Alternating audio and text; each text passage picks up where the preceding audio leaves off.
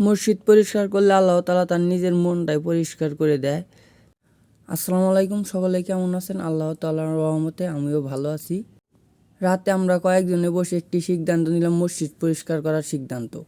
সকালবেলায় ঘুম থেকে উঠে সকলে তার নিজ নিজ উদ্যোগে চলে এসেছে মসজিদ পরিষ্কার করার জন্য। এসে মসজিদ পরিষ্কার করা শুরু করে দিয়েছি, এক একজনে এক এক কাজ করা শুরু করে দেওয়া হয়েছে। মসজিদের পিছনে এলোমেলো অনেক গাছ ছিল। সাগর কাকা, জুয়েল ভাই, জাকির ভাই ও রাজু ভাই এরা পরিষ্কার করা শুরু গেছে অন্য পাশে। আমি, মনির ও আরও কয়েকজনে ভিতরের কাজ শুরু করে দিয়েছি পরিষ্কার করার জন্য। আস্তে আস্তে সবাই এক এক করে কাজ করা শুরু করে দিয়েছে, যা পরিষ্কার করতে অনেক সময় লাগবে, যার কারণে কারো বসে থাকার সময় নাই। অনেক কাজ রয়েছে মসজিদের ভিতরে ও বাইরে পরিষ্কার করতে হবে। সবাই কাজে লেগে পড়েছি। মসজিদ করার জন্য মূল উদ্যোগ নিয়েছিল সাগর কাকা। তিনি রাত্রে বলল সকলকেই যে মসজিদটা অনেক ময়লা হয়ে গেছে, তাই পরিষ্কার করতে হবে। আমরাও তার সাথে সায় দিলাম যে আমাদের কোনো বাড়িতে কাজ নেই, মসজিদ আমরা পরিষ্কার করতে রাজি আছি, তাহলে কখন করা যায়, কয় দেরি না করে আজকেই করে ফেলি। সাগর কাকার কথায় সবাই রাজি হয়ে গেলাম। আসলে মসজিদটা অনেক ময়লা হয়েছিল, যার কারণে মসজিদটা পরিষ্কার করা খুবই দরকার ছিল। চারপাশে অনেক এলোমেলো গাছগাছালি দিয়ে মসজিদটা দেখতে অনেক খারাপ লাগছিল, যার কারণে মসজিদ পরিষ্কার করতে কেউ নারাজ হয়নি, সকলে রাজি হয়ে গেছিলো মসজিদটা আসলে পরিষ্কার করতে হবে। আল্লাহ তাআলার ঘর মসজিদের কাজ করলে সকলে শান্তি পাওয়া যায় এবং মন মানসিকতা সব কিছুই ভালো থাকে, মনটা ফুরফুরা হয়ে যায় মসজিদের কাজ করলে।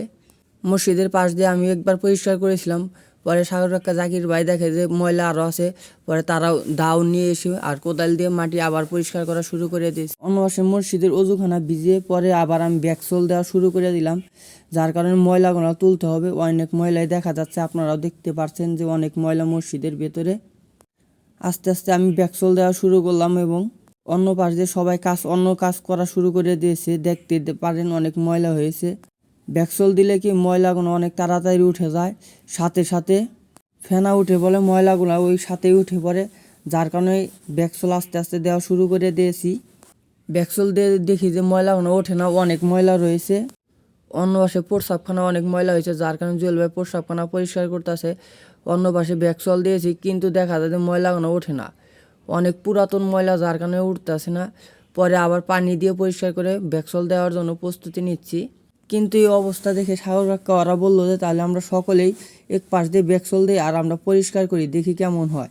সকলেই তার কারণে এক পাশ দিয়ে মনির ব্যাকসল দিতে আছে আর জুয়েল ভাই, সাগর কাকা ওরা ময়লা তোলার জন্য ব্রাশ দিয়ে ঘষতে আছে। ব্যাকসল দিয়ে সাথে সাথে ঘষা দিলে তাই একটু ভালো ময়লা ওঠে, যার কারণে এই কাজটাই করা হইতেছে। প্রথমে মনে করছিলাম অল্প সময়ের মধ্যে আমাদের এই কাজটা শেষ হবে, কিন্তু না, নাজমুল ভাই বললো যে আরও ভালো করে ঘষতে হবে, এটা অল্প সময়ের কাজ না।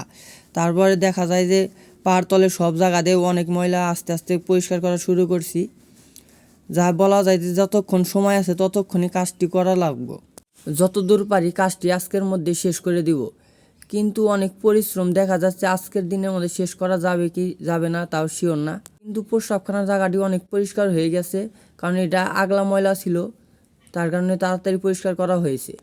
হয়তো মসজিদটা এর আগে কোনো আর পরিষ্কার করা হয়নি, যার কারণে এত ময়লা হয়েছে মসজিদের ভিতরে ও বাইরে।